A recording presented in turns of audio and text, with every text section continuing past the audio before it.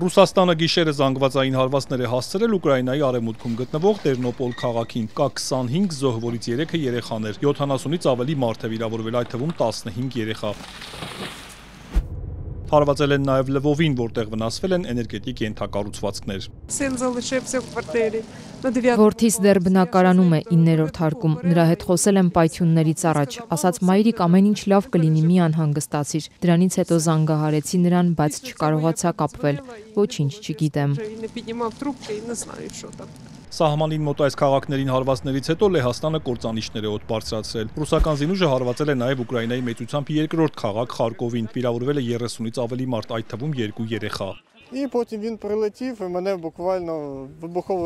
Պայթյունի ալիքն ինձ շպրտեց միջանցքի խորքը, ընկա կոտրված ապակիների վրա, ապա վեր կացա և սկսեցի փնտրել հարազատներիս, համոզվելու, որ ապահով են, դրսում մեքենաներ էին այրվում։ Пожежа, загорілись всі машини, які близько 24-ї години. Կեսգիշերին մոտ թշնամին գերան 2 անօդաչուներով մոտ 10 հարված է հասցրել Խարկովի կենտրոնական թաղամասերին, հարվածների տակ են հայտնվել բնակելի թաղամասեր։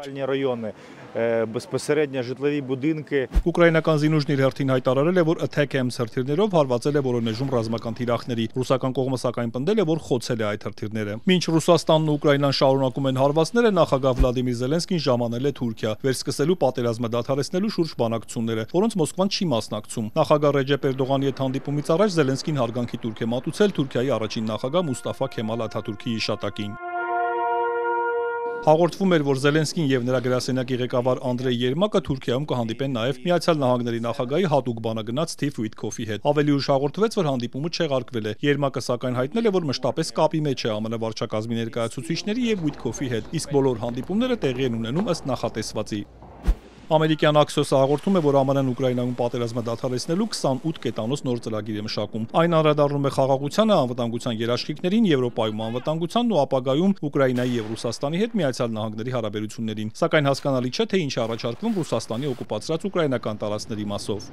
Ծրագրի մշակումը ղեկավարում է Սթիվ Ուիտքոֆը, որն ակտիվ աշխատում է Ռուսաստանի նախագահի բանագնաց Կիրիլ Դիմիտրիևի հետ։ Վերջինս ասել է, որ այս ծրագիրը հաշվի է առնում Ռուսաստանի դիրքորոշումը։ Ըստ Աքսիոսի, Ուիտքոֆն այս շաբաթ ծրագիրը քննարկել է նաև ուկրաինական կողմի հետ։ Այն նաև ներկայացվել է Եվրոպային։ Ուկրաինացի բարձրաստիճան պաշտոնյան Ռոյտերզին ասել է, որ Կիևն ազդակներ է ստացել ԱՄՆ-ի առաջարկների վերաբերյալ, որոնք Վաշինգտոնը քննարկել է Մոսկվայի հետ։ Կիևը սակայն չի մասնակցել առաջարկների պատրաստմանը, նշել է աղբյուրը։ Կրեմլի խոսնակն անդրադառնալով նոր ծրագրի մասին լուրին ասել է, որ ոչ մի նոր բան չկա։ Нет, пока в данном случае никаких новаций нет. Ոչ, այս պահին այս հարցում որևէ նորություն չկա, որը կարելի է ձեզ հաղորդել։ Քննարկումներ եղել են Անկորիջում եւ այնտեղ քննարկվածին ավելացնելու որևէ նոր բան չկա։ Дополнение к тому, что обсуждалось в Анкоридже, пока никаких новаций. Ուկրաինայում ԱՄՆ դեսպանատունը հայտնել է, որ փաստահավաք առաքելությամբ Կիև է ժամանել ԱՄՆ ցամաքային զորքերի նախարար Դենիել Դրիսկոլի գլխավորած պատվիրակությունը։ Ըստ ամերիկյան լրատվամիջոցների կքննարկեն պատերազմը դադարեցնելու ուղիները, մարտադաշտում իրավիճակը եւ Ուկրաինայում զենքի արտադրությունը։ Զելենսկին պատվիրակությունը կընդունի վաղը։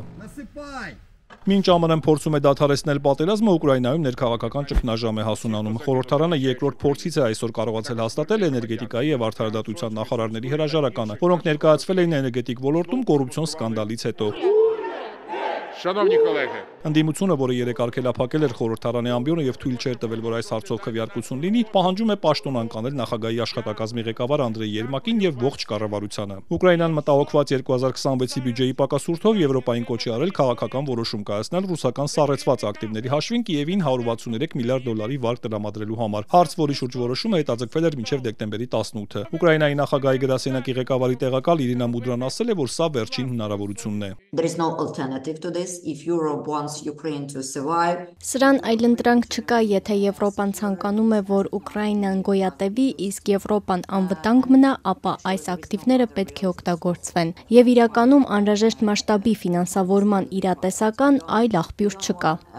EU taxpayers to pay for what Russia is doing. Լեհաստանը հայտարարել է, որ կփակի երկրում ռուսական վերջին հյուպատոսությունը դեպի Ուկրաինա գնացող երկաթգծի պայթեցումից հետո, ինչում Ռուսաստանին է մեղադրում։ Ի պատասխան Մոսկվան սպառնացել է նվազեցնել դիվանագիտական եւ հյուպատոսական ներկայությունը Լեհաստանում։ ԵՄ արտգործնախարար Կայա Կալասն հայտարարել է, որ երկաթգծի պայթեցումը վկայում է եվրոպական տրանսպորտային համակարգում աննախադեպ ռիսկեր կան։